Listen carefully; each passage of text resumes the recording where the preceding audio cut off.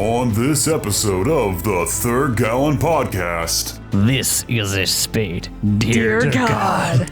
There's more. No. A mystery in the town of Riverbend. A local priest had offered to buy you breakfast because he wanted to talk to you. He'd been praying for outsiders to come in and help them with a problem. People missing. Sends the party to the ancient Alderwood. And so you headed into the Alderwood. Spirited away. Where Nug's medallion finally started doing something. Where they are confronted by a strange creature. But you hear this booming voice and it says, "It seems we have guests." Things are about to get weird. Is there a meme tabletop RPG? I hope not. Now.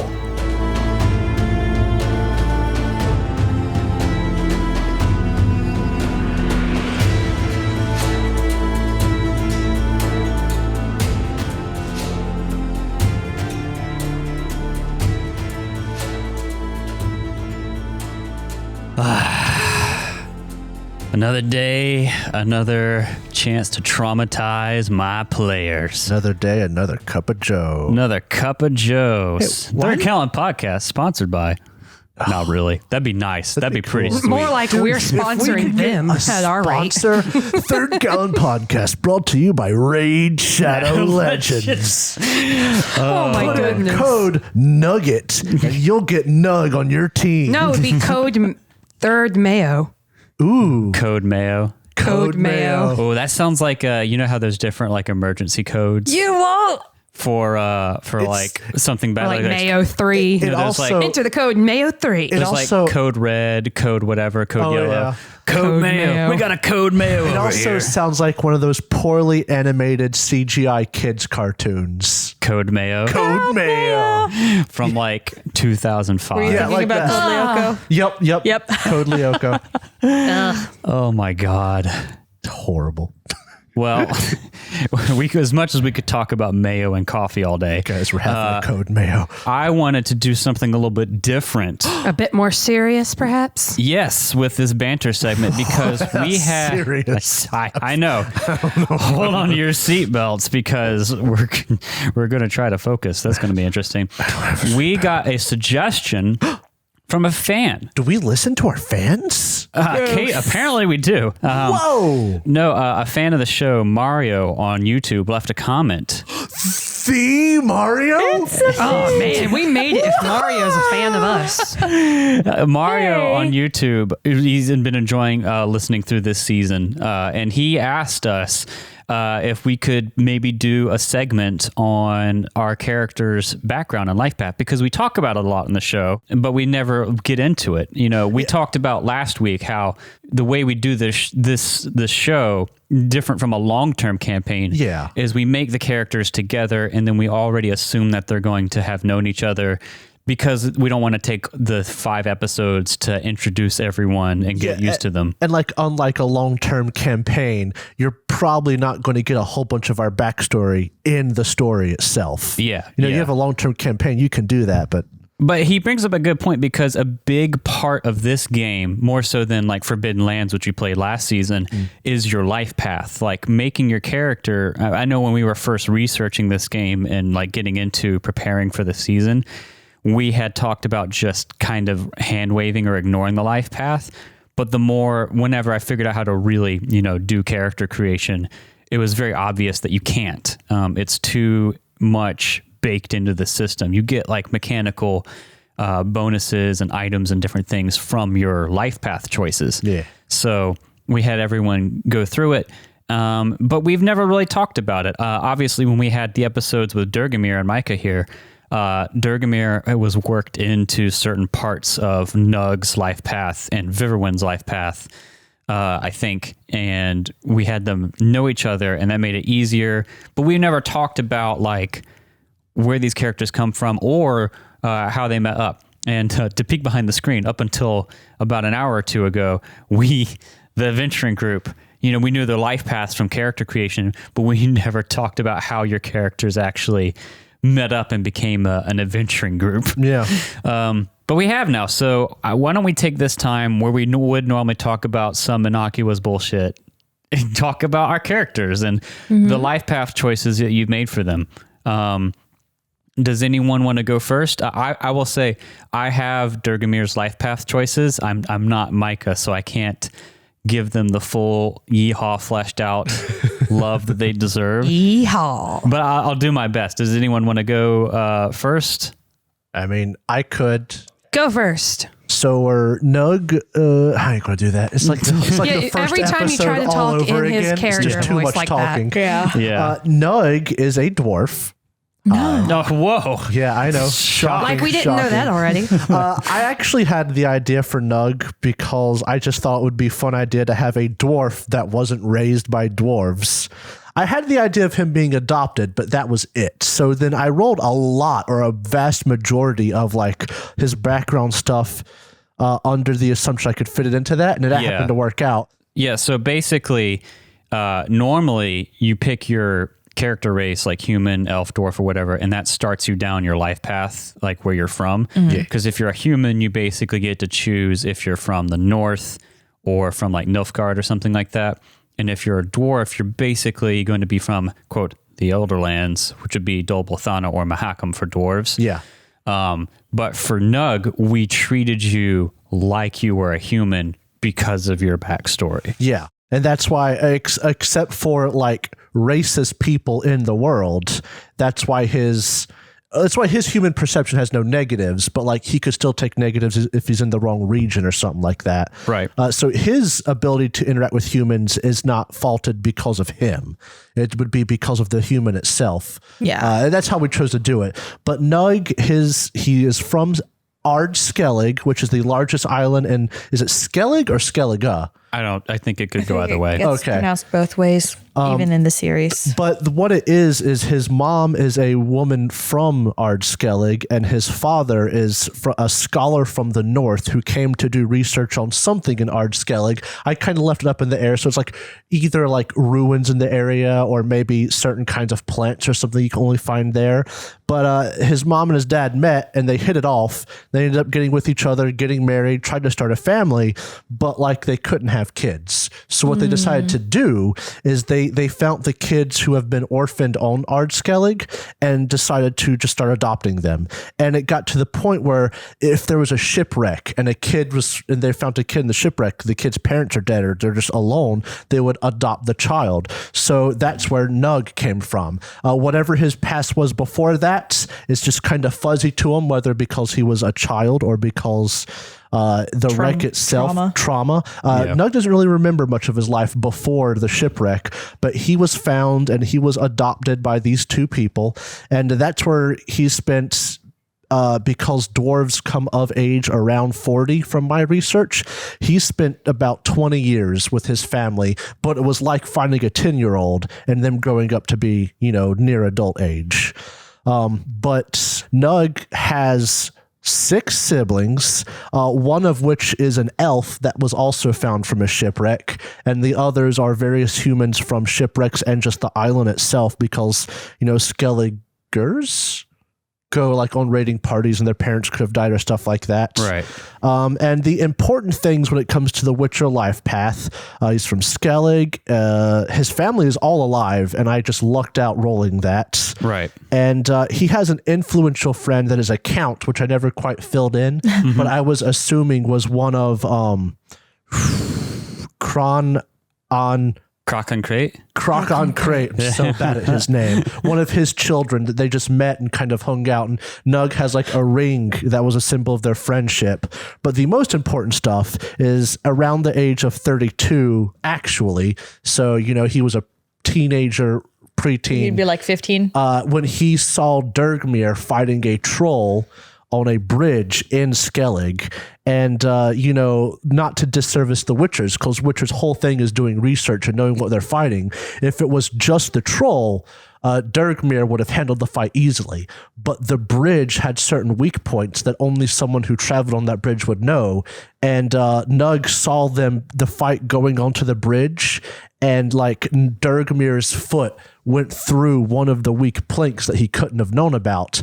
And so Nug chucked a rock at the troll, hit it in the head and distracted it long enough for Dergmir to, free himself and deliver a finishing blow. Right. And that's how he met Dergmir. And I don't know how long Dergmir was in Skellig, but like that's where they talked, they hung out. That's how Nug got into his head, witchers are cool. And then he did research and found out witchers are dying off. And the world needs more people that are like witchers because Right. there are still monsters. I'm really glad that you had that happen in his backstory, because if he tried to roll to see if what was happening with witchers, like if you had to roll that, Yeah. you'd probably be like, wow, this is a very prolific and lively community. Yes, Yes. that is. Yep. This is solely because he was able to go to his father, who was a scholar, Okay. and would know this stuff.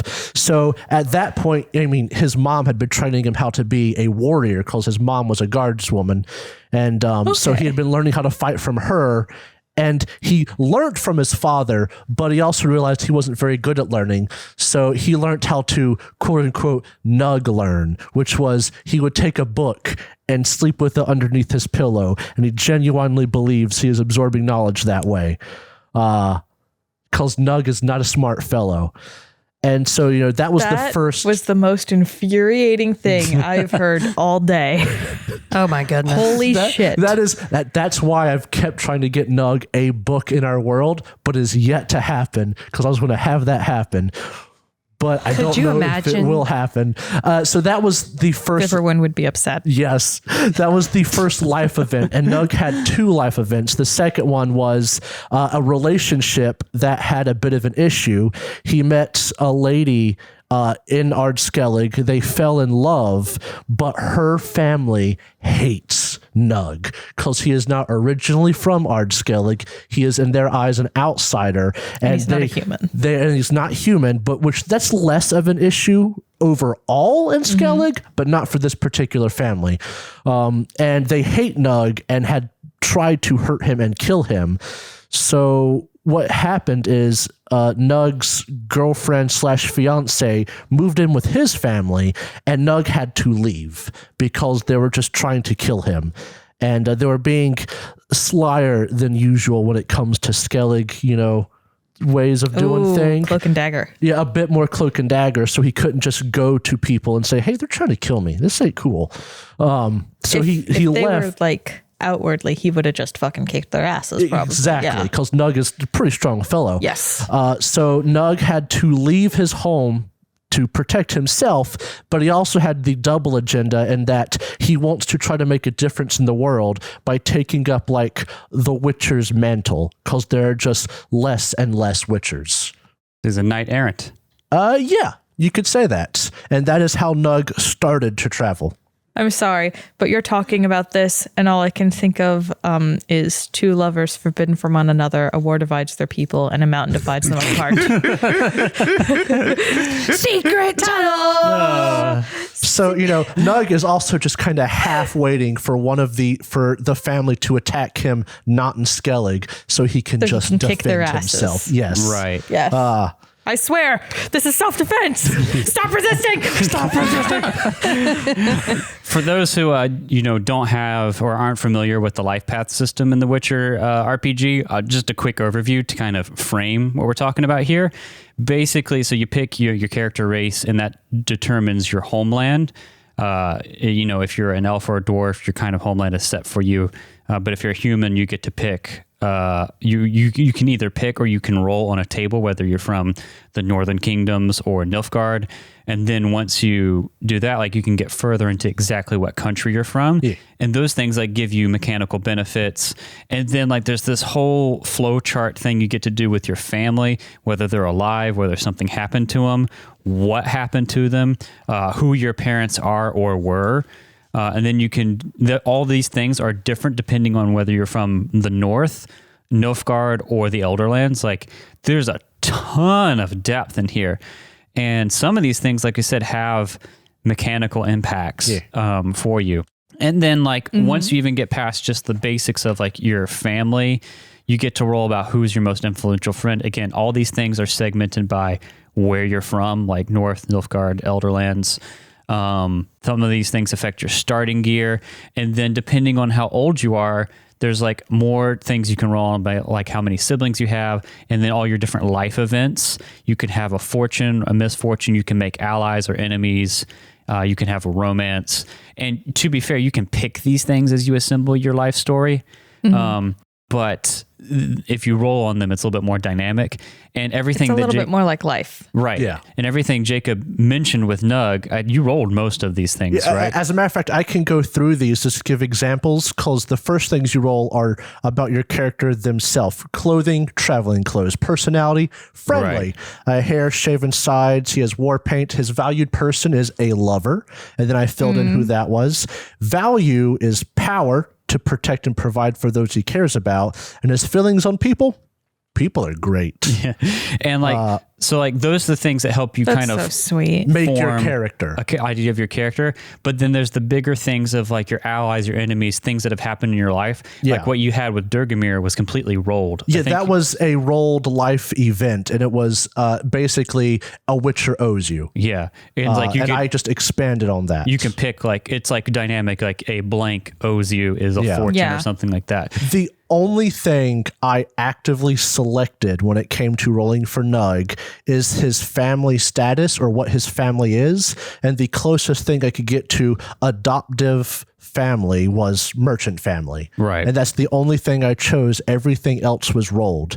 But like those things that come up in your life events are just, if you're, especially the longer your campaign is, are perfect for a DM to hang plot hooks off of, right? Yeah. Like it's perfect material for me to do what we did with Durgamir and introduce another character, introduce an NPC. Like these are, it's wonderful that like this system has this way to get you to think like this. You know, I feel like if you've played a lot of role-playing games, especially longer campaigns, you kind of come in with this idea already because you've experienced, you know, the more I give a DM, the more in-depth this can be.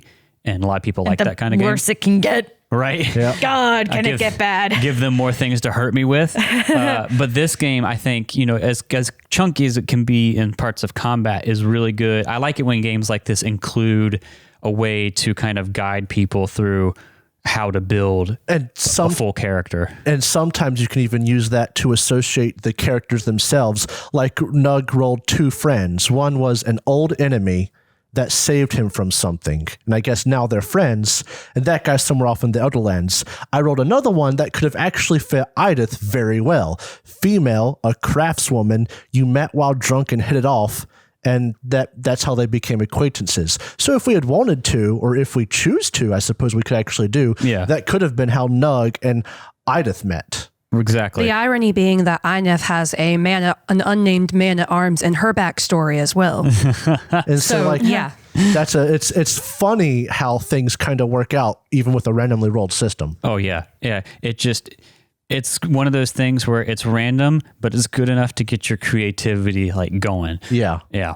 So who wants to go next on this? I know all of you have been thinking about this a whole lot. I'll go ahead and I'll just go all the way through the background. So I did change some things from what I rolled specifically because I encountered some, not redundancies, but like opposing values.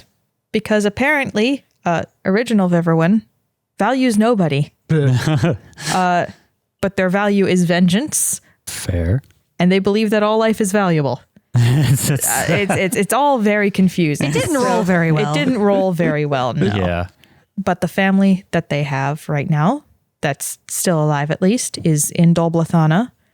They have two siblings, a younger brother with no strong feelings towards them, and a twin sister who is very possessive of them. Both of their parents are alive. Oh, man.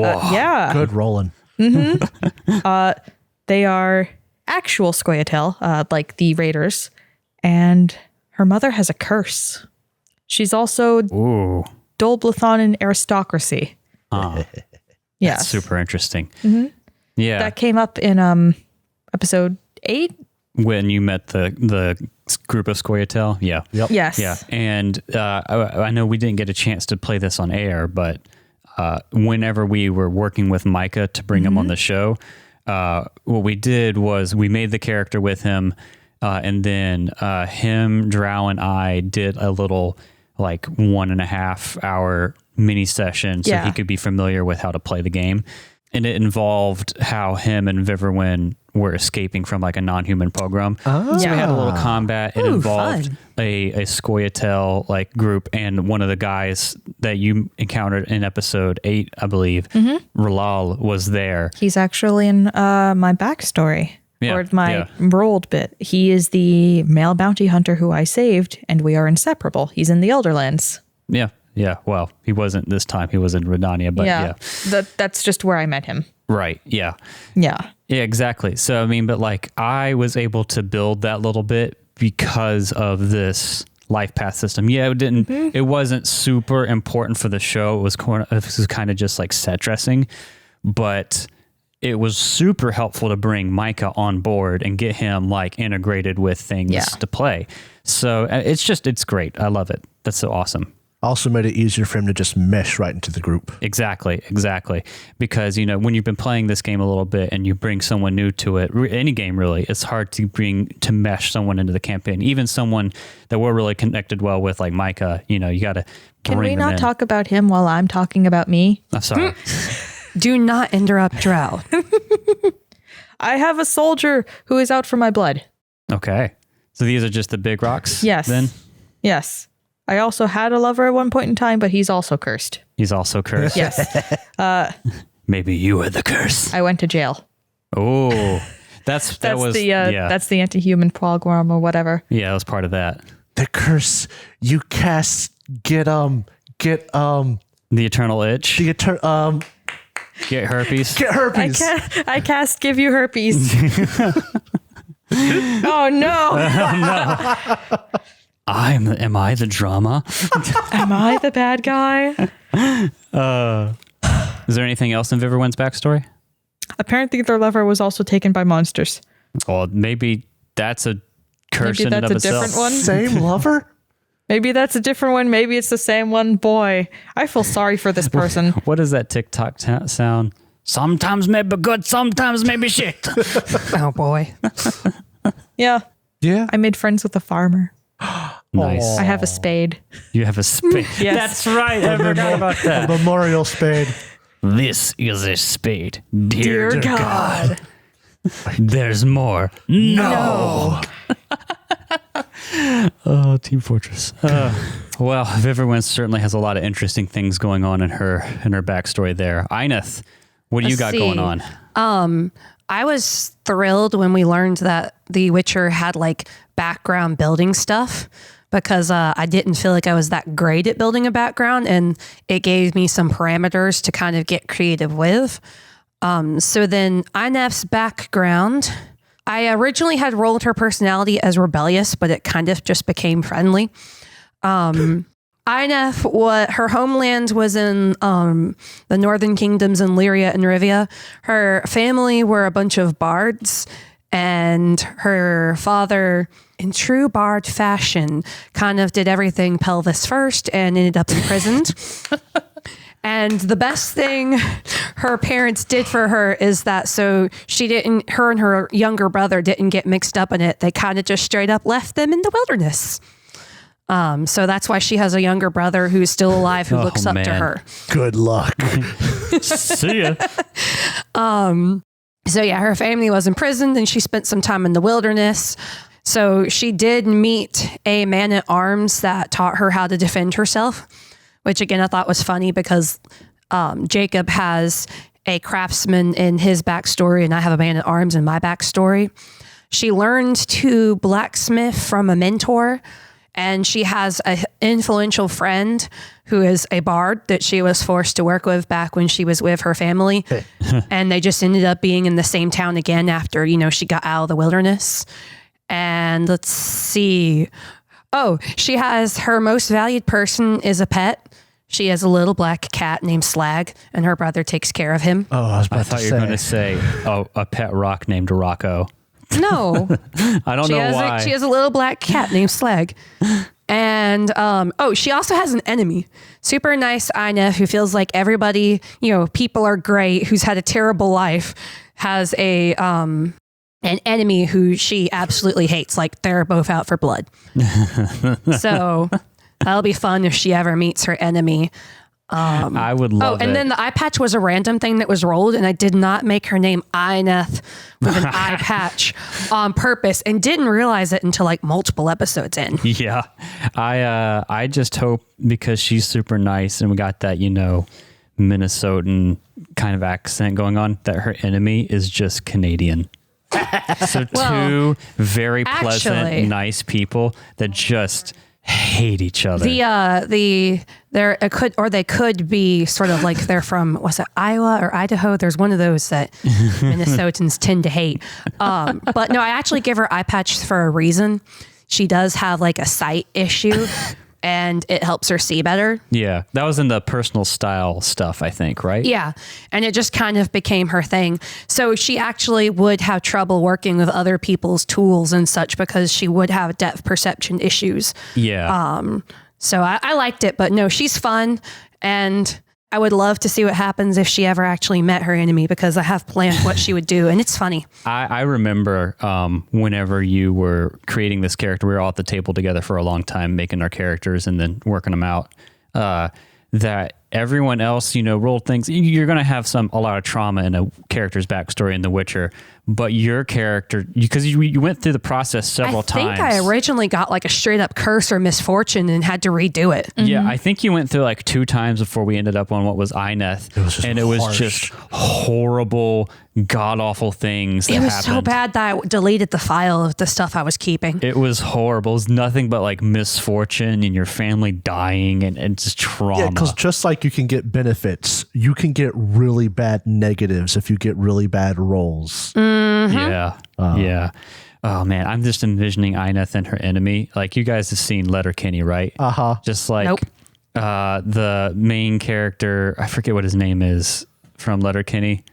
Don't know what you're talking about. We need to show you Letterkenny It's after him. the show. It's the titular Letter. It's him. It's Kenny. It's Letterkenny. It's been a while since I've watched it, but just him and Ineth just staring down each other. Wish you weren't so fucking awkward there, bud. Yeah, just like rapid fire, talking nice but harsh and mean.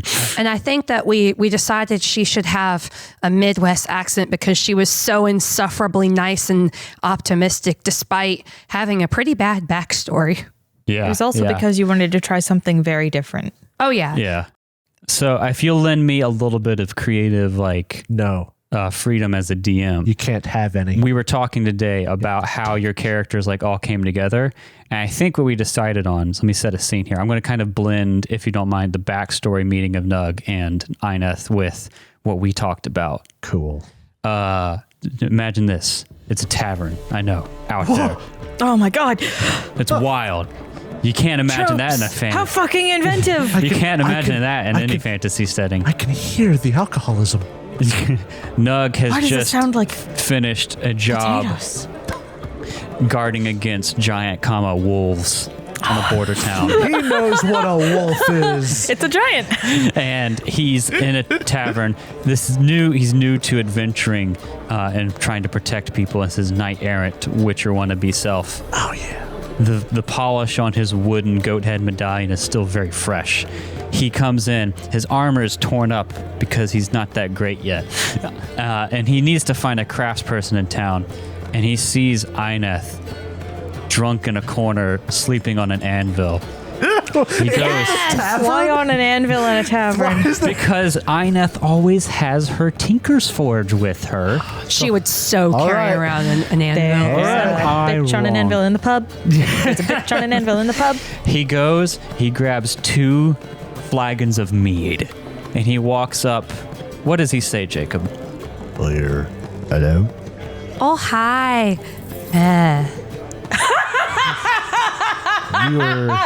You don't look like he's doing so well. Would you like another?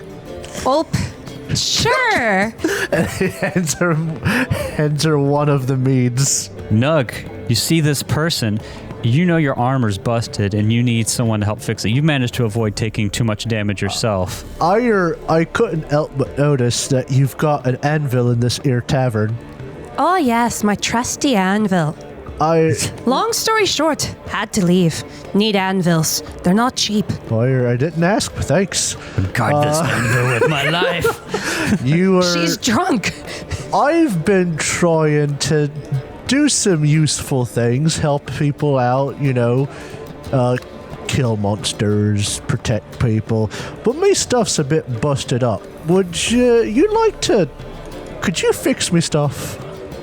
Or do you pay? Nug No. goes and looks at his pocket, and a moth flies out of his torn armor. I can't quite pay a lot, but I can offer you a membership in my group. You could be me business partner in the helping people business.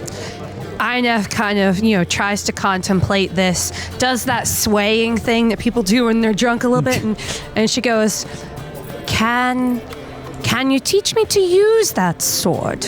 I could teach you how to use a sword. Then we got a deal. If we shake on it, you're not going to take it back when you're sober, are you? Oh, I don't think so. All right. So we fade out from this tavern scene, and we see beautiful, montage cinematic of Nug Be a and Ineth man. swinging swords together in the early morning sun. But you realize that the camera's in the wrong angle. It's actually late in the afternoon because they slept in too late. And then we see Ineth forging a sword. It turns out like crap. And then we see Ineth again forging another sword, and Nug just smacking something with a broken one. No, that's just the iron sword she carries, her crap iron sword. We see both of them together, on the road. We see Ineth using a hammer to forge a new sword. We see Nug using the old sword to try and make a hammer. So we also see them, doing small odd jobs. They're getting by, but money's kind of tight. And they roll into a nicer, small but maybe up and coming town. And there's a notice, local noble of some name that Derek doesn't feel like generating right now. Understandable. Bob. Duke of Mayoton. Duke Bobbington. Duke Nukem. He wants... Nays Mayo. He needs guards for his personal transport, cross-country travel. What do you do when you see this? He's a noble. That means he's got money. Oh, we need some of that, Well, let's go. It's your business. When you show up, you see this noble man with slicked black hair, a nice, creepy but twirly little waxed mustache, And a monocle. and two big spectacle glasses. Double monocle. I mean, that's basically what A glasses are. Bionicle? He's got the big spectacle glasses. Bionicle. And he's got his Bionicle collection in the back of the cart. That's what we're protecting. And This is a... Oh, God. I'm a craftsman. I sell... Fuck. and he's Fine, inspecting dwarven goods. he's straight from inspecting- Eskimore. this group of different people who have responded to the call, trying to pick out the best one. But you can also tell that he's had a little bit to drink. It's in the early morning, and he's kind of a little woozy. And he looks, and there's two ex-town guards. They're a little older, passes over them. He looks at this next group. It's a halfling and an elf, and he just says something racist past them. But then he sees Nug, and he's like, "Oh, you're a witcher. I'd never seen a dwarf witcher before." Excellent. I've heard great things about the witchers. You're Actually, no. Nug doesn't say yes. He just smiles and neither confirms nor denies. Not even nodding, just... Visual humor, but staring straight forward, smiling. And then you meet to go with his like fancy riding carriage as they're going to travel through. You know, he's got like his carriage and then like another one for his valuables or something that he's transporting. His Bionicles. His Bionicles. He's got to get them to Novigrad. They sell like hotcakes in Novigrad. They're from like the mask season or whatever. Oh boy. They're original Toas. He's got to get them. Oh my god. You big nerd. He's got to get them to Novigrad. They'll sell like hotcakes on the collector's market. Original Toas. Thankfully, What the fuck's a Toa? the Bionicle businessman knows that his wife has hired a mage as a like To protect his collector's goods. just kind of like an advisor. Also, maybe his wife. Oh, it's the red one. You know, a lot of women in the Witcher universe, especially north, you know, women of power try to keep magicians around for birth control reasons. Because it's, you know, a thing in this setting. And You gotta have that plan V for Viverwin. Yeah, so Viverwin, you're riding with you're sitting in the stagecoach or whatever. This is back to Western again, with his wife. And he gets in, and then you see that these two new people that are your group. And he's bragging about how he's hired a full-on real Witcher. And you just And you guys Nug. stop at a tavern, so you're all kind of like, you know, parked somewhere for the night. And you see Nug. What do you say? Hello. The silence is the response. It's just a stare. Silent nodding. I hear you can do magic. Can you? Listen, I ain't gonna lie to you. And then he responds with silence. Okay, there's just gonna be some silent nodding of understanding. You also see with him I feel someone like we really understand each other. who it looks like an apprentice, swords person, but you actually see carries around a full kit for tinkering all the time and repairing. and doesn't hide it. An anvil just strapped to her back. You know how much these things cost? Why do you have an anvil on your head? Why are you wearing it like a hat? Oh, it's built strength. Your neck is pretty beefy, yeah. It's like, have you seen in Dark Souls the guys with the big candles for helmets, except it's an anvil? It's like, you should know, she's like straight up ripped. INF is huge and ripped, so yeah. I'm sorry. No, Why she are just you has wearing the it like a anvil. hat? So these I have people. a question for you. Oh, of course. Whenever you start flattening metal, do you take it off of your head and use a hammer, or do you just headbang it? Tink, tink, tink, tink.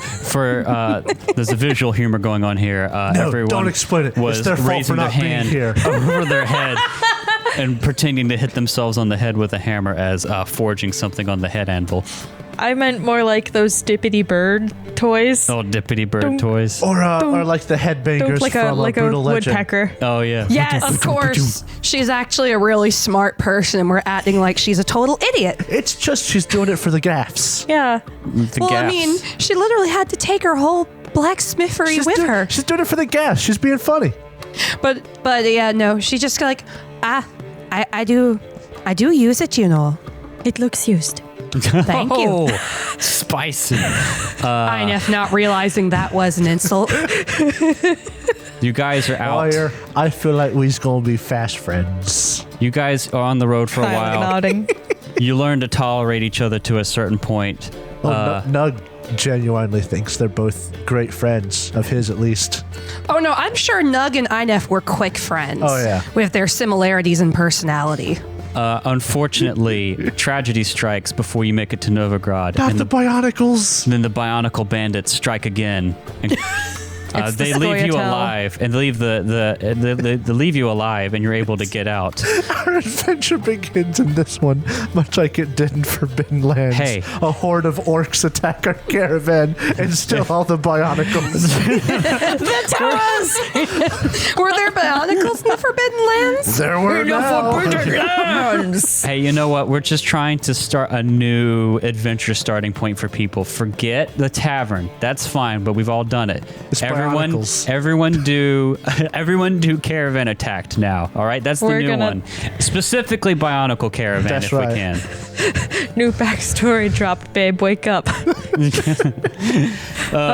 Yeah, so you make it out on the road, you get to civilization again, and it kind of forges you into a unit, an absolute unit. And then one Absolute day, unit. you're up in the north in the cold reaches of Cova and Povis, and you see an help wanted sign from the mysterious Louise von Adelaide. And that's how we got to where we are now. Yeah. That's our secret. Origin story. That's our secret goal as the group. Is now we're looking for the lost Bionicles. One day, we'll get those Bionicles back and complete that mission. I'm gonna, if we ever so in an dumb. adventure do something that involves like a treasure or like pile of Is it gold, gonna be a fucking Bionicle? just replace it with Bionicles. Just a bunch of original Toas. And I was just trying to make a dumb joke about monocle as Third- Bionicle, and it became Bionicle. Third gallon brought to you by Bionicle. Yeah. So I know Is this that is still happening? Is that still happening? Bionicles? Yeah. No, I don't think they're making them anymore. So I know this has been a very long quote banter for everyone. We're actually like, as of recording, who knows how long it's be edited, but we're like 40 something minutes in. That was so much fun, though. But Lego I feel discontinued Bionicles in 2016 due to low sales. But this isn't a proper banter. This is a nice back, look, deep dive into our characters. Bionicle won the fan vote for Lego's 90th anniversary contest last year, which means it is getting a new set in 2022. New Bionicle lore drops. I actually have. 'Cause What I the like, fuck? I have You a are Bionicle big into collection. Bionicles. Here's our actual banter. I remember going over to your parents' house and seeing some of your Bionicles. They're fucking great. No, they suck. They're action figures you get to build. They suck. And you can Voltron them really well. Bionicles. They look cost money. stupid. I like them so And much. the movies suck. That's fine. I loved them as a kid. Okay, so I'm just saying, I had the CD, the Brickmaster CD as a kid that has all the Bionicle comics in PDF format up to a certain point. It was like a gold mine for me. So the only exposure that I have to Bionicles is through the one movie that I had to sit through while I was babysitting a kid. It's And not great. All I remember is the blue one, which was a girl, was getting hit on by one of the other ones. And then towards the end, that same one called her sister. And I'm like, what the fuck? Don't worry about it. Maybe I bought the PS2 Bionicle game recently because I had sold it as a kid to get GameStop cash, like $1 of GameStop cash to buy another game, and I bought it on eBay a couple years ago, and I was so stoked about it. I haven't played that much of it because it's bad. I think my neighbor's kid had some Bionicles. That All was right. my exposure. We already did 2 banters worth of backstory. We don't need to talk about Bionicles for 10 minutes. that's it, because I think that's all that we. That's it. That's all I know of Bionicle. That's all what I've banter. learned from you. Oh my goodness. Banter over. Game now. Long Game ago, the worlds collided in a cataclysm known as the conjunction of the spheres. Conjunction of the spheres. That sounds like balls. Chaos filled the world as vampires, ghouls, trolls, humans, and other monsters. For the love of God. God.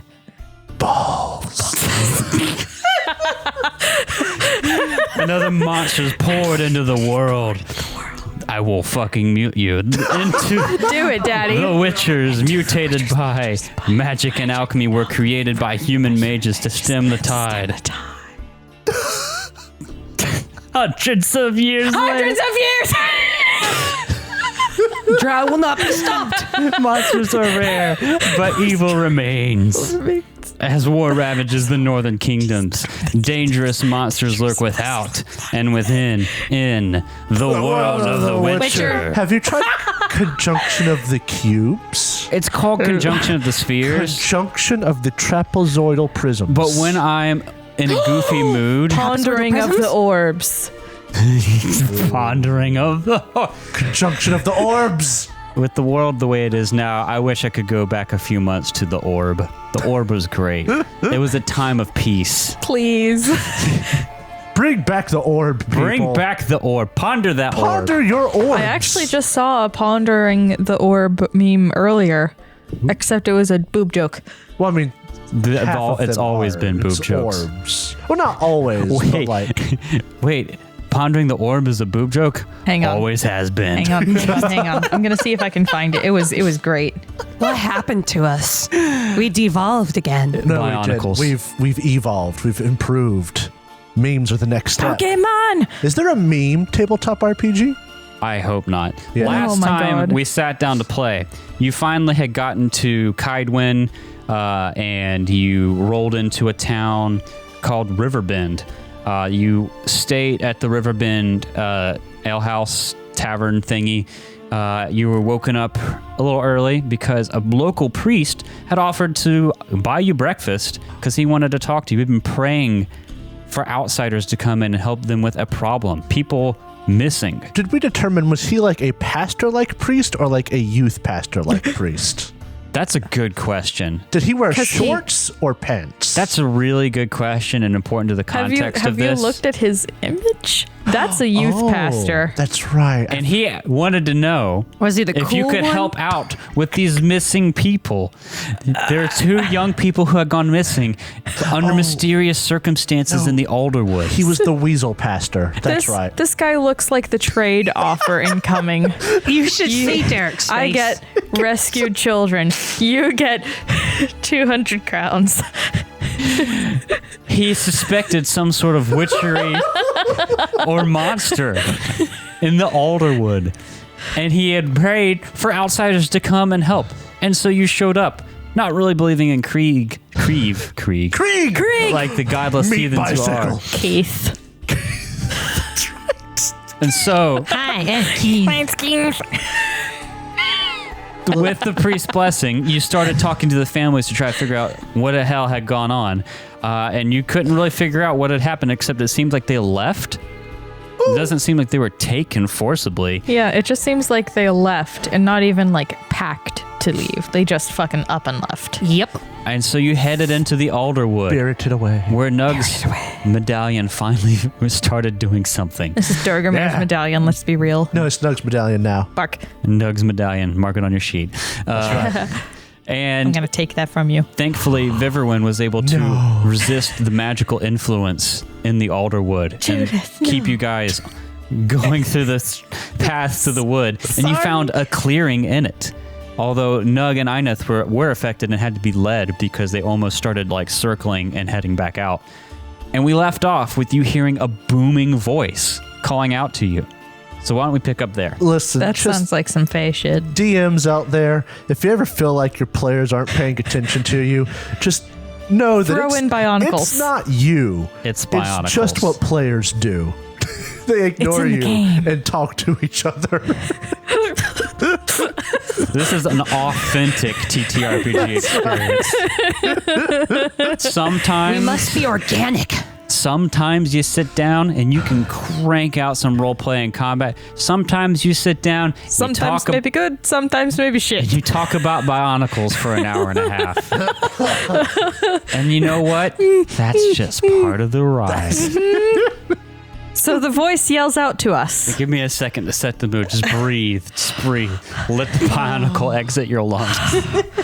Breathe in the Witcher. Wow, that's an original Breathe Toa. out the Bionicle. I hope I got that right. I did. Toa Mata. What's Toa Mata with you?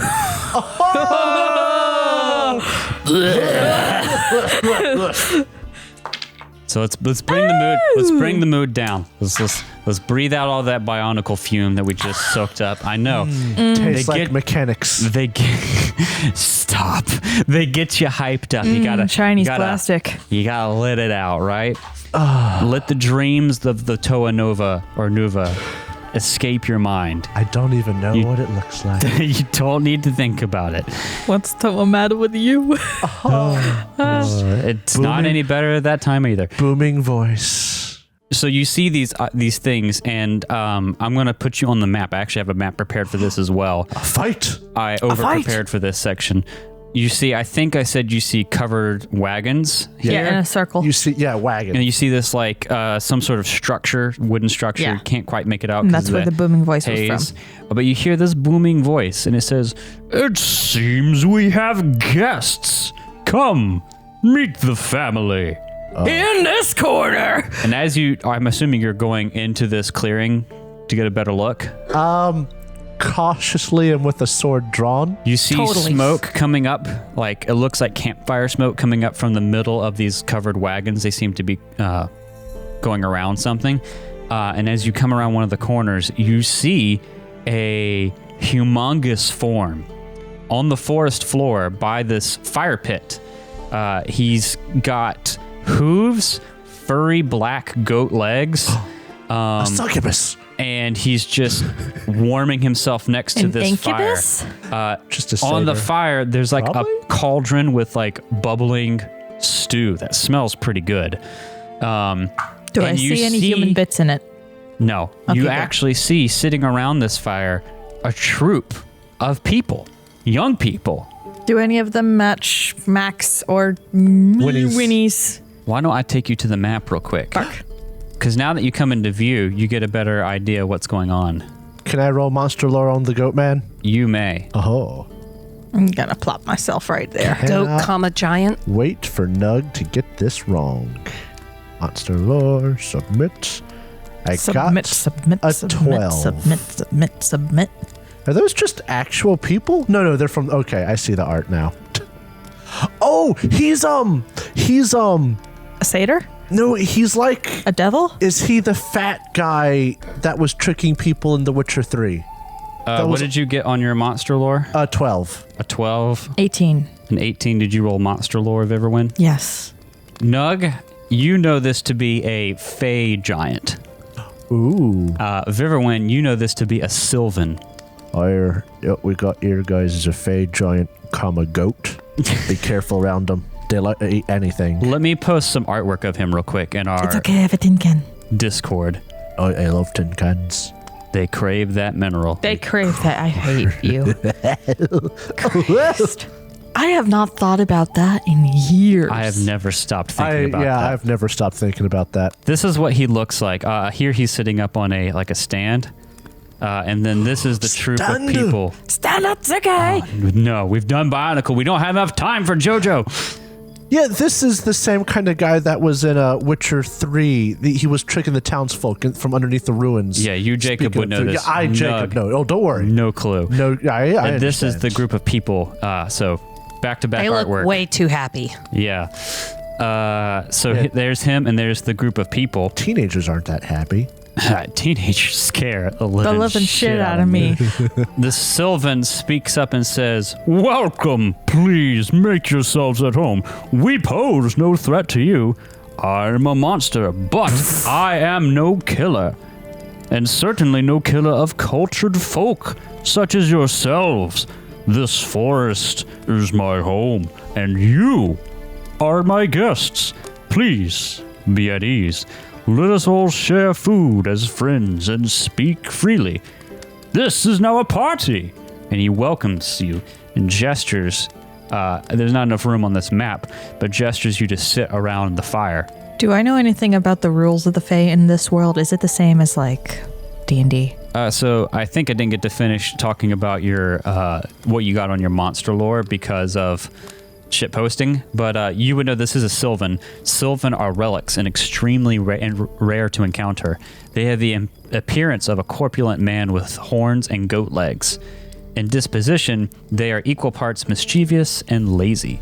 Generally, they are harmless until angered or threatened.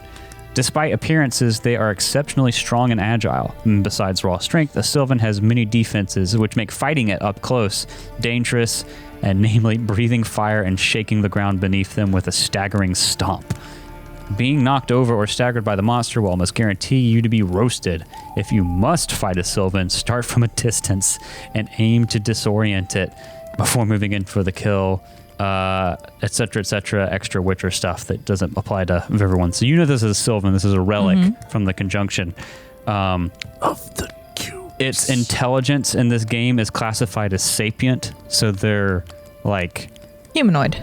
they're intelligent like people are. They're not some feral monster. They're not quote unquote monsters. Yeah. Yes. They are sapient beings. And whenever you go and sit with, or if you go and see these people like I've described, they're all really young. 2 of them vaguely match what you think is the description of Winnie and Macklin. I want to say Winnie's name. See if she responds. So if everyone, you say Winnie's name? Yes. One of them looks up at you and says, "You calling for me? Is that why you guys are here? I'm Winnie. Yes, that's me." We are actually here on the behest of your mother. Your folks says hi. Oh, I guess that's no surprise. Her father's dead. I guess that's no surprise. I'm fine. You can tell my mum I'm fine. I'm here with Master Oberhassel.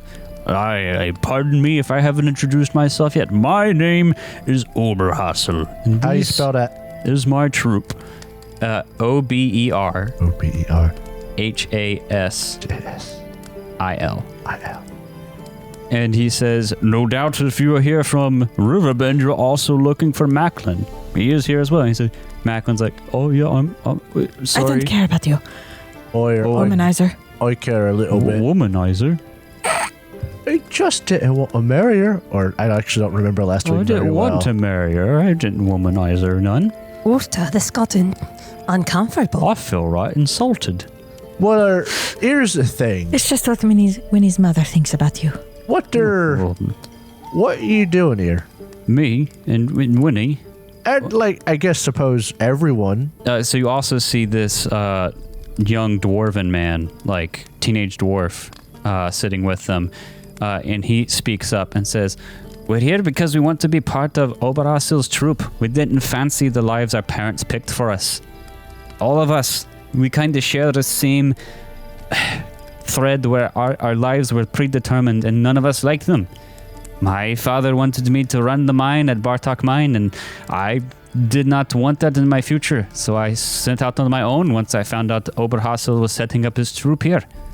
It's the same for the rest of us, for Macklin, Vinny, Maeve, Lorcan, Nola, all of us."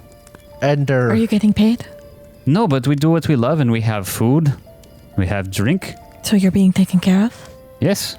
what exactly are you doing? What is his troop for? Acting, probably. Yeah, you notice now. Are they bards? As you look, you kind of notice now that wooden structure. You look a little past it, and you can see it on the map. There's a lot of seats around it. There's like these benches, stumps, old chairs, all pulled up behind it. And if you step around, there's a flat surface in front of it, and it looks like a stage. And Oberhassel says, "We're a troupe of actors. We're putting on a play. We're rehearsing actually tonight if you'd like to see it. We plan to take the show on the road in the future once it's ready." You notice Inef stiffen just a little bit. How did you all get here through the spooky forest? Because it's like magical. Indeed. And we could barely get through ourselves. That is no mistake, Sir Dwarf. For I have powers in these lands, in this Alderwood. And you see him hold a, ancient-looking wand. The Owler Wand. This is what keeps us safe from the outside world and those who think that we are monsters and kidnappers. Well, also, kids, are you here? Actually, I suppose comparatively they're not much younger than Nug.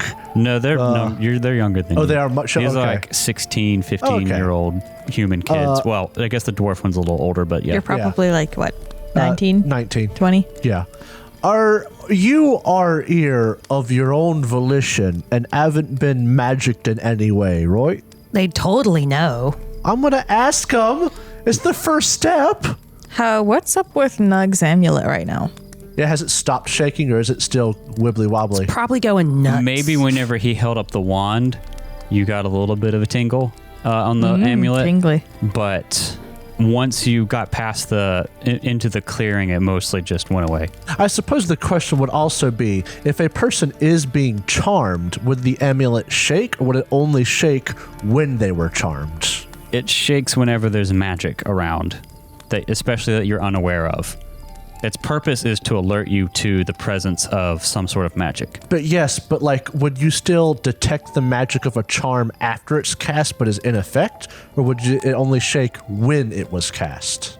It depends on the charm, I guess. Okay. So, Nug just straight up asks, are you, like, in control of your own minds? But of course we are. The Ambience is the name of the dwarf teenager. He said, of course we are. Oberhassel didn't come in some disguise or steal me in the night.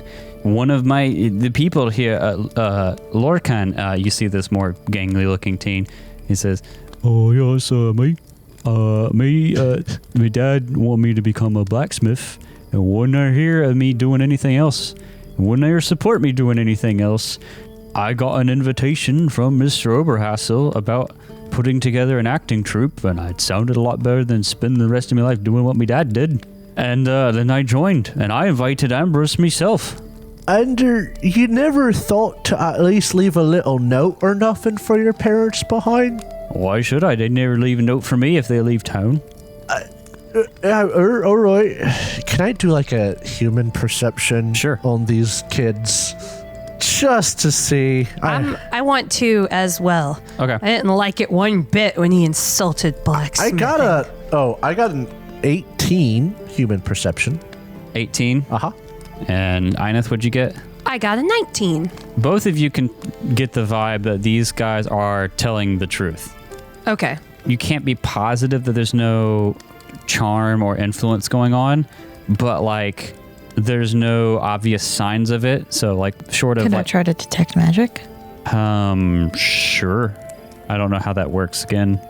Is there a spell you have to cast? No, I think it's just like Okay, roll spellcraft then. yeah, spellcraft check to sort of just ascertain in the general area. Yeah. Spell casting, Yeah. Not Let's the best go. fit, but I'll go with it. 17. 17? Mm-hmm. Yeah, so you can't, there's nothing obvious. If there was something going on, it would have to be complicated, but you can't, there's nothing obvious that you can pick up. And with your human perception, everything points to these just being, the only reason they didn't tell their parents is because they were, Macklin left like the day after a fight with his dad. Yeah. Winnie, you're not exactly sure if there was like a provocative moment or not, but they're also teenagers. They don't think about leaving, Yeah. and they're not distance-wise very far from their parents, so they're just may not have thought about it as much.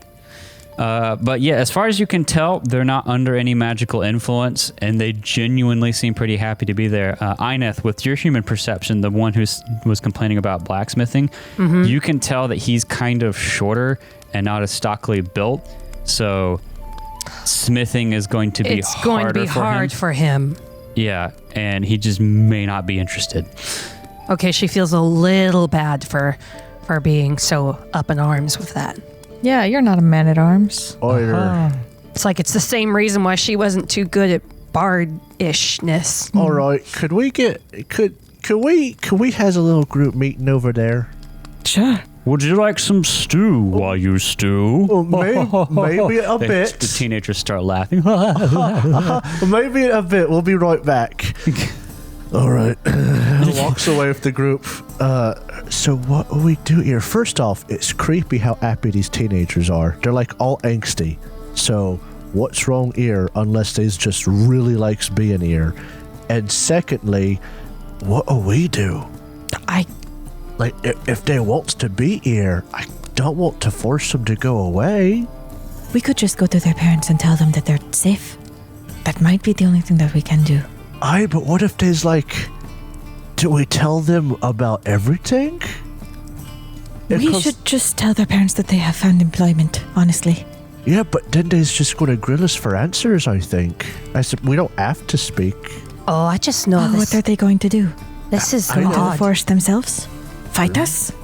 This is odd. I don't like it. Neither do I. It's uncomfortable. Should we stick around and watch their rehearsal? That might be a good idea. Should we have the stew? No, I don't want to eat the stew. I know. It's just like, I'll do it for you. I don't think we should eat the stew. No. I don't know. I could eat the stew. I've got a pretty high endurance. So do you go back to the group? I guess. Do you want to partake in what they're eating? Oh, I ate already. Sorry. We also have wine, if you so desire. I An aperitif, mayhaps. will have. I will have some stew. All right, so you have the stew. It's pretty good. What's it Is made there out of? meat in it? Yeah, I mean, it's I like Oh, a, it's tempting. it's like a, I want to say like a chicken stew, but it's wild game, so maybe like duck, pheasant, something like that. So when you go on the road for your acting careers, is you gonna let your parents know that you's leaving and never coming back? Cause they's all kind of worried about you. Or at least used to is. I don't know the rest of you's parents. Macklin speaks up. Oh, of course, I should tell me father before I leave town, but I'm not too far away, and he'd be fine without me. He doesn't need me help. Well, I was just gonna let you know, out of respects for you, that they did pay us to come get you, and they's assumed you've been spirited away by some monster that they wanted us to kill. Yeah. Well, then we can just set them straight, no doubt. You really should. You want to go do that right now? Well, not right now. We got a rehearsal tonight. What? I was just Sure saying. that we could Perhaps reschedule tomorrow. it.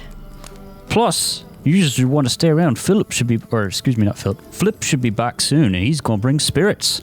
Oh, I was just saying. Wait, And as he says that, actually, you feel the ground. he's bringing. Who's Flip? Oh, Flip. And then Lorcan, the other like blacksmith kid, speaks up. Oh, Flip, he's a rock troll. He's right nice. He's very pleasant. He loves vodka. And Dude. sure enough, stomping through the underbrush, pushing aside trees, you see a grinning big rock troll, and he's got like a crate of vodka, and everyone cheers at the sight of Flip. Okay, I was trying to ask. You mean spirits like ooh, or spirits like drinks? How much But you answered my question. will it take to convince yous two? And he points at the ones that they know. Winnie and Macklin. Winnie and Macklin. Why don't we postpone rehearsal for a day, and tonight yous let your parents know so they's not be worried about you. We've been practicing this for a while, good Sir Dwarf. Yeah, but your parents think you's dead. Well, the parents can be assured one way or the other. What's another day? Can I talk to And Alderwood? Flip comes before real quick, comes up and says, Oh, have spirit drink. Everyone partake. he keeps like 2 bottles for himself and passes like another 2 between everyone else. Oh my god. Make is- funny make. Like, I wish I could put my finger And on someone this. and someone tells a why did the chicken cross the road joke that's like basic level, like why did the chicken cross the road? Flip scratches rocks off of his head. Troll no, Flip no. To get to the other side, smashes the ground, Ha! Funny joke. drinks vodka. What did you want to say, Drow? Can I talk to the guy? The Sylvan? Yes. Oberhassel. Oberhassel? Yeah. Okay. What do you want to say? I am a little bit worried about the professionalism of your troop right now. They seem to be leaving their families without any word. That's a great way to get yourself in legal trouble. He waves you down. He says, I know. There is tension between us and our neighbors, and it is not something I wish to harbor. In fact, I beg you, please enjoy the rehearsal. After we get through this, we've been working for this one for a while. I want to discuss with you about how we can make peace with our neighbors, because we do not want to leave as enemies, even though we're not ready to leave quite yet. We want to leave everything in good order and in good faith. But I encourage you, partake. Flip, pass around the vodka. Where's the chicken? Vodka. he's a rock troll. Rock trolls are wonderfully stupid in The Witcher. What kind of play yous putting on? Oh, it's a grand one. It's one that we've written up ourselves. One I've been working on for quite a while. It's called The Comedy of Hearts Entwined. We're going to start it at once sun sets. It gets a little dark. It's better set at nighttime. Get our lighting better. Ineth mutters under her breath, it's not even a classic. All right, let's listen to him talk and find out if there's does anyone die in this comedy? Is there any, human sacrifice as part of the play? No. It's much more lighthearted than that. It is a comedy. We've rehearsed it before, but we're trying to get everything in order. Are there any different props in the official run? There's a little bit in costume. Are any part of the costumes knives? No. Okay. That's an oddly specific question. We're the theater kids. Everything's cheap props over here. Cardboard Is there sword. music? Of course. Our resident pan flute player, Nola, here provides great music. She and Maeve. Maeve plays the harp. They compose great music for this, combining some bits of classics, I might add. Ineth, make sure her flute isn't showing. I it. suppose we could stays for rehearsal. Look at his friends. For you, Nug. Are any of you actually people who would go see a play normally? No. No. Is there Bart's put a bad taste in Ineth's mouth aside from her friend. Does Nug just not get it? What? Plays? Oh no, he understands because he likes stories. I mean, his father was a scholar and loved to tell stories. It's just you got to sit down for a long time for a play, and these guys are, as far as Nug knows, they're pretty obviously amateurs. And Nug has ADHD. Yeah, and also literally Ineth's family were bards. These kids are amateurs. He's less bothered that there's a play. It's self-written. And more that this is a very weird situation and he's uncomfortable. If I could take a guess, Viverwin might not like it because coming from a noble family, you saw way too many snooty plays. I don't know. Do the Scoia'tael have a theater club? I don't know, but you come from a noble elven family. Fair enough. And elves are always artsy and fantasy stuff. I'm going to talk to Ubermeister. Burgermeister. Meister Burger. It is imperative that you talk to the parents of these young actors. I know, and that is part of how we want to make peace with our neighbors. Tonight, if at all Why possible. tonight? They are sending more people. They've sent you.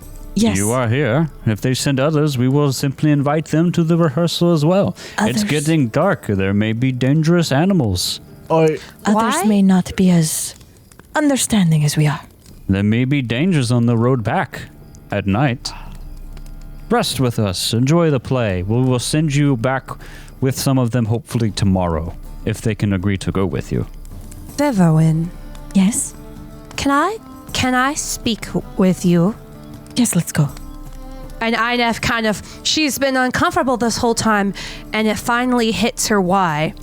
Performers perform for an audience. Who are they going to do this play for? It just doesn't seem right. You don't perform for no one. I am worried that these children are being stolen away to perform just for the Sylvan.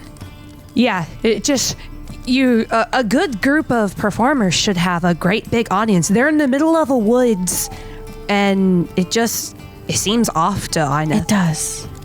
While they're talking amongst themselves, hey, if you ain't performed your performance yet, how's you paying for all these spirits? I have access to resources. I am not a man with no means. I came here to build a theater troupe. We did not come empty-handed. Oh, it's a fair point. Where's you going to perform first? We were thinking about taking the show around in Kaidwin first, maybe to near where the wizard school is, Bernard. That might be a good place. So the guy actually, he's detailing a plan. Yeah, I'll spare the details of me looking up a map and hitting all the highlights of the Northern Kingdoms, but he's talking about touring in Kaidwin and then heading towards I think they want to go to Novigrad eventually, but there's Redania and the war, so they may head up north, kind of like where you came from, along more safe routes, obviously, but up towards Kovir, Provis, Hengfor's League, etc. Who knows? Maybe we'll perform an odd skellig at some time. Well, it'd be interesting to see if you get audience there. Damn. But the evening goes on. Flip enjoys knock-knock jokes and how the chicken crossed the road jokes. Everyone gets real turnt on spirits. I don't know if you guys partake in the vodka. No. I might do that thing where I make it look like I'm drinking, but I'm actually pouring it out behind me. They don't get like outright drunk, but they get Cusco. pretty turnt. Yep. That's exactly what I was thinking about. And as the evening goes on, they like, all right, Oberhassel. Down for what? Turn down for what? Haha. He signals that it's time to get ready. So like they stop, take a minute to, get their bearings, sober up a little bit and get ready for the performance. He says, please come and sit. Nug will sit in the front row, and he just I'll kind sit in the of, very back. he sits where he has his hand gently rested near his sword, but not on his sword. For goofs and gaffs, why don't you put yourself on the map so I can put you right in the front row? You know how some guys will sit with like their ankle down there. on their knee? It's kind of how Inef's sitting right now, but leaning a little bit too far forward because she's really uncomfortable. And I'm going to sit in the dead center for the best acoustic I don't experience. think Nug would actually dislike plays in general. He's just too worried to enjoy this one. You all get seated, and we're going to set the scene here as you sit on these benches. It's not the most comfortable accommodations out there, but the play is set, and they set the stage. And let me read to you how this rehearsal goes. If at any point you say a dagger or sword is drawn, and somebody goes at somebody else, Nug has something to do at that point. Yes. Just gonna throw that out there. Quiet on set. A pan flute. Blah, talk. A pan hoot. A pan flute.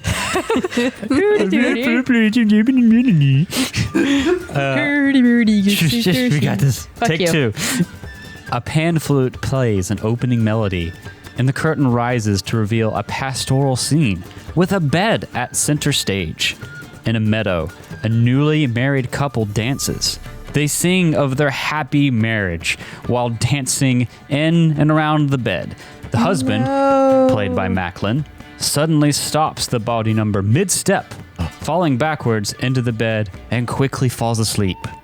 Rising from the bed, the wife, played by Winnie, sings accompanied by the flute about how she only wished to dance more if only her partner had big enough feet to dance the whole night long. The music changes with the introduction of a harp. A Sylvan, played by Tor, which is, I think, the lanky guy, complete with wooden horns and papier-mâché stomach and goat leg stilts, joins the wife in song, asking if she would like to dance with him.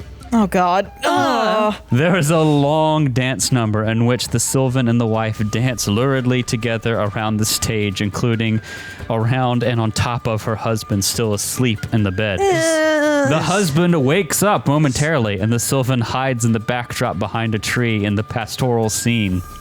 After the husband goes back to sleep, the Sylvan and the wife share a kiss, and the Sylvan exits the stage. Now alone, the wife moves to the center stage and addresses the crowd directly in the final line of the play. Feet dance well, but hooves manage better. Perhaps next time, we'll all dance together. Oberhassel claps loudly at the end of the play, and everyone comes out and takes a bow. This is a sex trafficking ring. I don't like it. Nug will Cat hates it. He will polite. Here's the thing. Is this the type of humor that is enjoyable in a lot of these comedies? Oh, peasants would eat this up. Okay, because that's always because a lot of they just I say peasants really enjoy. Just the people really enjoy really lewd stuff like that. I mean, it wasn't lewd. It wasn't explicit. You said luridly, and luridly makes it sound lewd. but it's also the connotation of the entire play. If only my husband's feet were big enough to dance all night long. It's all sex. But like you're right, peasants would actually eat that up. This isn't like a highfalutin play. Yeah, this is crash. This is crass comedy. Yeah, this is it's called the Comedy of Hearts Entwined. Yes, so like Nug will give a polite clap. Riverwind was just sitting there like twirling a wine glass of vodka, not actually drinking. Now she's just got her jaw open. The glass is hanging limply in her hand. Everything spelled out is just silence. Polite clapping. Inef is just having a mild trauma moment. It's too close to her father. I could see very well how many people would very much like this, especially into places I will say she's white. All of you are impressed that these people do actually have a certain amount of talent. Maybe they're not like, this isn't a professional, seasoned troupe. But it's not like a podunk operation. It is not podunk. This is like a fairly talented community theater with a little budget. So they're actually pretty decent at it. Who am I? Yeah.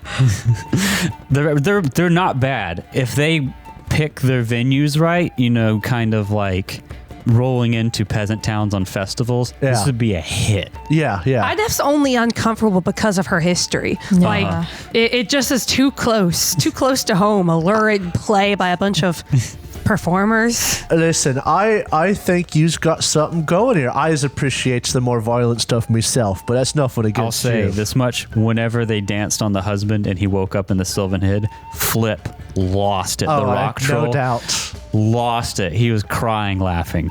But it has a certain amount of talent. The harpist is very talented. The pan flute player is not trained. I'll say to everyone who may have a better appreciate, and you, I would know too. The pan flute player is not professionally trained, but has talent. It's just not as she's just not as confident. It's raw. And she needs training. Yeah. Actually, Ineth, do you have roll me awareness? I'll actually give I you this got awareness. She literally, I put it in today when I was doing her backstory. Her instrument is a flute. So go ahead, roll. Submit. Oh, 28. So I rolled a nat 10. Because your family, you come from these bards, you have a decent understanding of music. She and you can plays recognize like different pieces. So this is actually a role you can make if you were to stay up with Flan, Macklin's dad, watching the woods. There's a chance you can hear harp being played if you're on watch with him. But I'm rolling it over into this one because the results table is really fucking funny. If you get a 10, it's a harp melody accompanied by a wind instrument. If you get a 12, it's a harp melody accompanied by a pan flute. If you get a 16, which you got a 28, it's an experienced harpist leading an amateur flute player. You can tell because of the hesitation of the flutist. The overture is inspired by the recent work of the noble Redanian Troberitz Calonetta, with the harp taking the place of her favorite instrument, the lute. So you can nail out exactly what they're playing. So yeah, the harp player is great. The pan flute player is new but talented. Inef just kind of whispers that to the others in a very flat affectation. Inef, the strong blacksmith woman, just like, by the way, this comes from this, and Everybody's this. a critic. Just like a critic muttering their thoughts to the people around them. Just because this makes her uncomfortable, all the teenagers. One of her best friends is still a bard and still plays and all that. So Nug will step up to Oberhassel, the Uberman, and Uber driver, and he'll be like, it's a bit self-inflating there, isn't it? And I'll nudge him. What can I say? I thought the stature of a satyr fit the part. I'm sure you did. I personally think an elf would be better, but everyone's a critic. Oh, your dwarfs are pretty great. and all the world's a stage, He beckons you and his troop to all come together, like right in front of the stage, and he says, "Guests, give me your ears, for I have an important request to make of you." I will listen, but you may not have my ears. Mine's kind of attached, so... You are as funny as our comedy. Oh, thank you. Laugh. You came here to Derek. recover. You are Flip. Laugh. Oh, Flip. Flip just goes. You got ears. So funny. You can tell why Flip comes here because he thinks this play is the fucking funniest Best. thing he's ever seen in his life. He says, You came here to recover 2 of our acting family. 2 that were not lost, nor kidnapped, but found. I recognize that in the past, our secrecy maintained for our own protection may have influenced and inflamed relationships with our neighboring communities. Regardless, as I have stated, I do not wish to further bother these neighbors or be bothered myself by the intrusions into our wood. These fine actors, myself included, however, wish no ill will to these communities. If you could broker peace between us and our neighbors, Saints Crossing, which you passed through before you got to Riverbend, Riverbend, and the Bartok Barrow Mines, which you know is where Tomard was heading to visit family. I will see that you are paid the same sum that you would have been paid by Tabbert, with an additional 30 crown bonus for each of you. I just want to lie and be like, we were promised 500 crowns. We almost. Yeah. We were almost promised that. We only have 2 terms that cannot be infringed upon for there to be peace. The first is that no one may enter the Alderwood without the permission of Oberhasil, without my permission. This is my wood, and I want to keep it peaceful and not be surprised by intruders. And we need to finish producing the play. No You should spoilers. have an outreach then. Somewhere that somebody can contact you. This is what I am trying to kind of broker here. Could you have like a set entrance so that people would not sneak up from any side? If this is something that the communities request, perhaps we can find a way to make contact with them in a peaceful manner. And the second condition is that none of my troops' lives or livelihoods shall be bargained with as part of the negotiations. What say you with this? Is the implication that we would hurt them? No, the implication Or is that kidnap them back to their families. no one can tell them where their fates must lie. They must be able to choose for themselves whether they want to stay with their families or join this acting troupe. No one can bargain for their fates but themselves. That's entirely fair. No, I can agree with that. I'm taking notes, I'm sorry. Like Arnef under her breath, but their families deserve to know where Can I they go are. talk to Winnie? Sure. What do you want to say? Why is it that you left? When Dad died, my relationship with my mom, it changed. She started seeing me as just the only connection she had to my father, and not as me, her daughter. When I learned that she wanted to marry me to Macklin, I don't know if they told you this, but Macklin's my cousin. They wanted... He's in Alabama? Yeah. They wanted to marry me to Macklin in order to keep my father's farm in the family. Macklin didn't have it, and I didn't want to be a part of it. He's my only real friend in the village, but we never were friends like that. As soon as she Can I says get that vodka? Macklin is my cousin, Viverwin's face just drops. Like there was a not a feigned concern, but like playing it up a little bit, like wide-eyed paying attention. As soon as just like, oh, Macklin's my cousin. just deadpanned. Oh yeah, this is my husband cousin. And you can just sort of home, oh my God. Alabama. You can see it written across the expression, Right. and not exactly a frown, but just a very flat-lined mouth of Fucking humans. This is some human shit. About to say Don't. but Don't. that's not the Nug thing. Arnef wants the vodka now. I can definitely understand why you would be opposed to that. Plus, I mean, I've had a better life here with Oberhassel. always liked, putting on airs or playing pretend as a child, but acting it's something I find a joy in, and apparently I'm not too bad at it. You are perfectly fine, yes. As much as I don't think that your mother is entitled to you staying with her for the sake of being a reminder of your father, I do think she deserves a proper goodbye. Oh, you're probably right. Perhaps when you go back to town or to Would you be willing to come Riverbend, with us? I can do that. And I'm not... Just don't let her keep me. I will defend your right to make your own decisions. But I'm not going to instigate anything with your mother. If she lays hands on you, then yes, I will help you. But you have to be an adult about this. I don't think she'll be violent or anything. I need you to speak up for me if she says otherwise. You are at a very delicate stage in your life right now where you're able to make your own decisions, but adults still don't respect that. Or if I may, you like to act, right? Yeah. I mean, it's a newfound passion for me, but yeah. Then, when you speak to your mom, act as you want to be. I think it might help. To put on an air of confidence, maybe. Make myself seem bigger. Oh, yes. He nods. Says, I can do that, yes. From one previous performer to another. Oh, do you used to perform?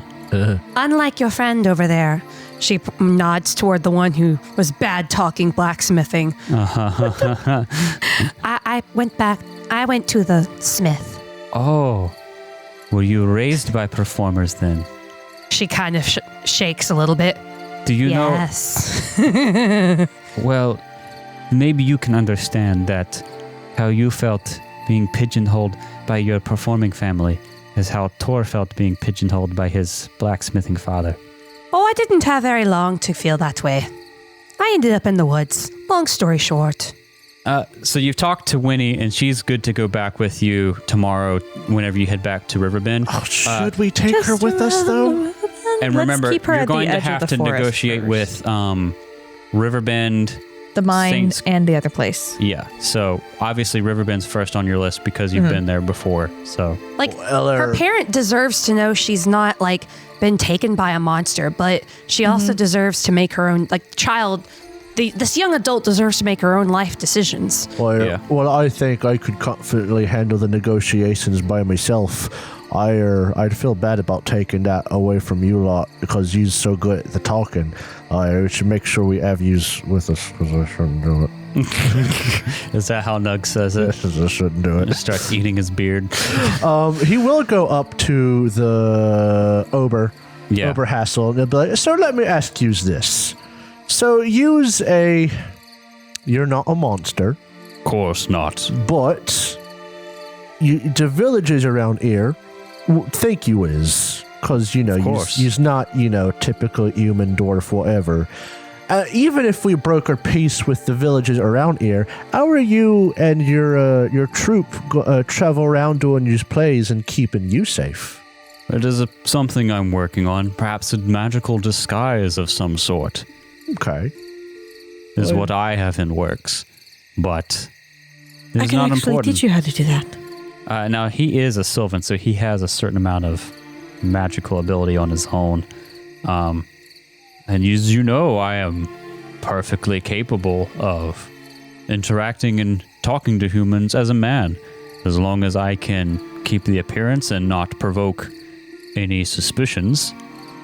It should be fine. And perhaps if we travel in certain parts of the world, it wouldn't even be a problem at all. That's true. Well, we's looking at his friends. I suppose we's gonna do what we can for you. Tomorrow, a rest. Right now, I suppose. I'd love to see if anything changes at night. I still kind of want to do a watch. I trust these people now, shifts. but that'd still be smart. Okay. Yeah, they don't normally set watches because of Oberhassel and the Alderwand. Yeah, but we might not entirely trust him still. Yeah. We could just straight up call it habit if they ask. Point of order before you rest. You tried to talk to Winnie to go back. Were you going to say anything to Macklin as well? Sure. Because you were able to convince Winnie to go back. Is that something you want to do? You don't have to, but obviously, it could be a little bit harder to talk to like Tabbert or their family if they're not All there. right, I'm gonna go talk to Malachor. Malachor, Yeah. McNuggets. What do you say? Hey, So, young man, there's no need to feel down. You just shut up. I understand that you and your father had an argument before you left to here. Oh, we did. That was I heard you talking to Winnie, and that was the last straw for me. I found out that I was going to be married to her, and we're not to my wishing. She's my cousin after all. Completely understandable. And she's a friend, but the cousin also kind of sister-like because of our closeness growing up. It's You not don't someone need to defend that to me. I understand. appreciates you. And after the argument with my pa, I felt like I had no other option. I received an invitation for this troop not too long before and didn't think much of it. And then after the argument, I decided to up and leave. And it's been a good call for me. So, Winnie and my group, we plan on going back to Riverbend tomorrow to talk to her mother. Right, you're just a broker piece. Yes. Would you be interested in coming with us? If not only for the sake of your family, but for yourself and also just being the bigger man. I gotta say, I don't want to, but if you promise to keep me safe and speak up for me, if they wants to keep me back there, then I'll go and make things right before we leave. If you can make your desires perfectly clear, I will back you up. Aye, then I'll go with you. I think that this will be good for your family. Yeah, I mean, it don't be good to end on a sour note, but I can't live the life there. I can never do it. It would also open up the possibility of you coming back in the future. Perhaps, yeah. So you convince him tomorrow in the morning. You'll set out with him and Winnie. You set watches for the night, and there's no watch from Overhassel and his group with the Alder Wand. Nothing really happens. Is it Alder? A-L? Yeah. Wand or Elder Wand? Alder, A-L. Okay. It's also Alderwood. Same thing for both. Okay, that's what I thought. The night passes. The only thing that interesting happens in the morning is Flip leaves. Oh, me enjoy. Good show. Good show. Good show. Good show. See you later, Flip. Me go back. Oh, bye, Flip. And Goodbye. He heads out, and then so you set out in the morning with Winnie and Macklin And tow. they didn't chicken out on us overnight. Nope. Okay. You set out with them. You go back to the Alderwood. Let's have them wait like a little bit in the woods at first, just to sort of scope out what's going on. Right. Yeah. You start heading back to town through the creepy... Would you want to stay with the Myneth? I can do that. Or would you want me to stay? No, considering that she kind of gets where they're coming from, this whole idea of not getting to be who they are because of their parents and all, she'll stick with the kids. Okay. Yes. So our new job, broker peace, don't let anyone lay their hands on these kids. And let's just not mention the fact that he's a Sylvan at all. Yeah. This is just their manager. We're hoping it's a big misunderstanding and the parents want happiness for their children. So you head back to town. Alderwood is still eerie and spooky, but does not give you any sort of problems as you head through it this time. Awesome. It's easy to find your way through it. Nice. And as you see the village come into view, that's where we're going to pick up on the next episode. Heck. Everything was great, and then the Bionicles showed up. And then the Bionicle You showed get up. back- Long ago, the get four back to- role players lived together in harmony. Then everything changed when the Bionicles attacked. Set the scene. You get back to Riverbend, and it's been utterly demolished by the Bionicle bandits. Solves our problem. Yeah. Written in the ground. My original towers!